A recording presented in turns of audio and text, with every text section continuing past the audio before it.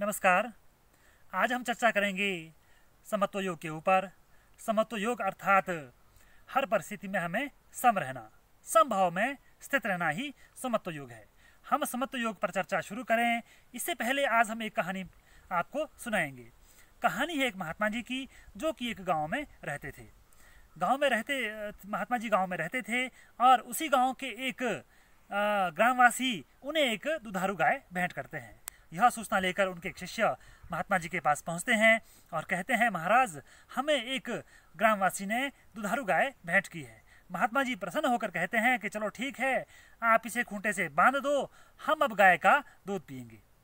उसके 2 दिन बाद वही ग्रामवासी अपनी गाय को वापस ले जाते हैं और सूचना उनके महाराज जी के शिष्य लेकर आते हैं और कहते हैं, महात्मा जी, वह ग्रामवासी अपनी गाय वापस ले गए हैं। तो इस पर महात्मा जी अति प्रसन्न होकर कहते हैं, चलो अच्छा हुआ, कम से कम गाय के गोबर उठाने से तो मुक्ति हमें मिल गई। कहानी का भाव यह है कि हम किसी भी परिस्थिति में हो, हमें प्रसन्न रहना है, परिस्थिति के दास नहीं बनना है। हर परिस्थिति में हमें सुख देखना है, हर परिस्थिति में हमें अपना लाभ देखना है। समत्व योग के ऊपर श्रीमद् भगवद गीता में भी एक श्लोक आता है, योगस्था कुरु कर्माणि संगम त्यक्त्वा धनंजय सिद्ध सिद्ध्यो समो भूत्वा समत्वम योगोच्यते।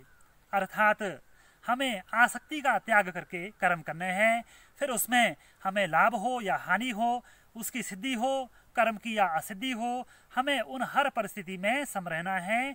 यही समत्व योग कहलाता है। अर्थात इस समत्व में रहना ही योग कहलाता है।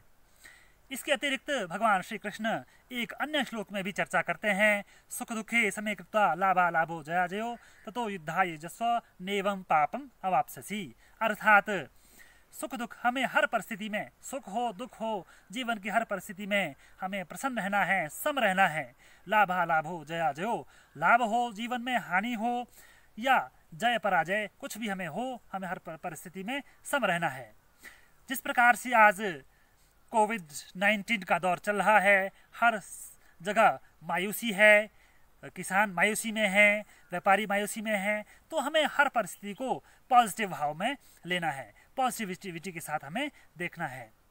इस मन की प्रसन्नता के बारे में पतंजलि योग सूत्र में भी कहा है, मैत्री करुणाम उदित उपेक्षाणाम सुख दुख पुण्य अपुण्य विषाणाम भावना तश्चित्त प्रसादनम।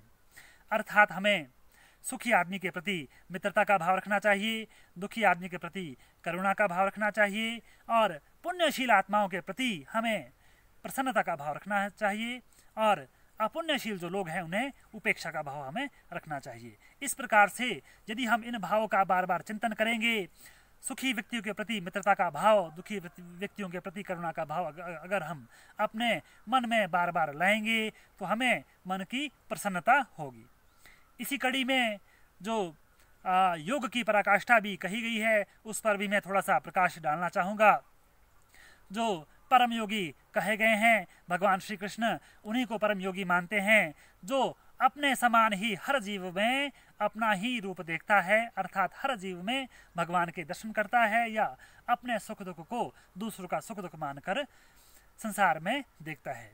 तो आज हमने चर्चा की समत्व योग पर, और ये समत्व योग अर्थात हर परिस्थिति में सम रहना, हर मनुष्य को अपने जैसा ही देखना, यही समत्व योग है।